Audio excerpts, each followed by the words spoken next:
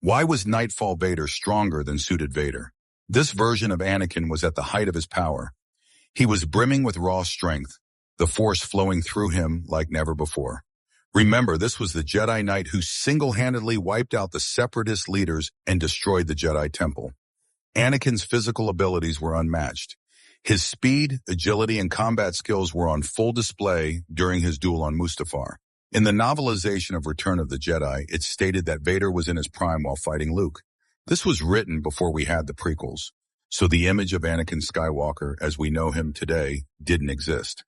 Back then, the idea was that Vader had refined his abilities over the years, managing to get closer to his former self. I personally prefer suited Vader as a character. To me, he's almost a completely different person, a tragic figure who is defined by his pain, his anger, and his loss.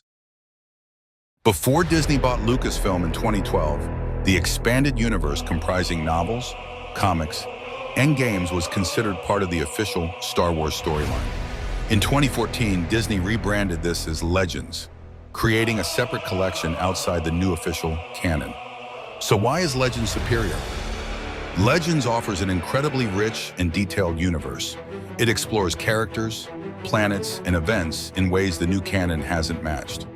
Legends introduced us to fan favorites like Grand Admiral Thrawn, Mara Jade, and Darth Revan. These characters have complex arcs that many fans find more compelling than some of the new canon additions.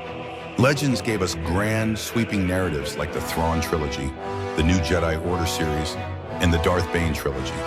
These stories expanded the galaxy in bold and imaginative ways.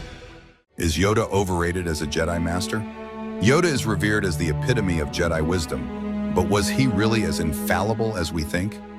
He failed to see the rise of the Sith under his nose, and his advice to Anakin, avoid attachment at all costs, may have pushed the Chosen One closer to the dark side. Could Yoda's adherence to tradition and his isolation from the galaxy's struggles have clouded his judgment? Or does his role in mentoring Luke redeem his earlier mistakes? Is Yoda truly the greatest Jedi? Or has his legend outgrown his actual achievements? The original trilogy is renowned for its tight, character-driven storytelling. The narrative is clear, the dialogue memorable, and the character arcs compelling. The simple yet effective writing keeps viewers engaged and invested. In contrast, the prequel trilogy often struggles with writing issues. One major problem is the dialogue. Many lines come off as wooden or overly expository.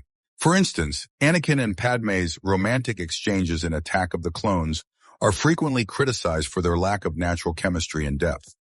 Character development also suffers in the prequels. While characters in the original trilogy have clear motivations and growth, prequel characters often seem inconsistent. For example, Anakin Skywalker's transition from a promising Jedi to Darth Vader can feel abrupt, lacking the gradual buildup needed for a convincing transformation.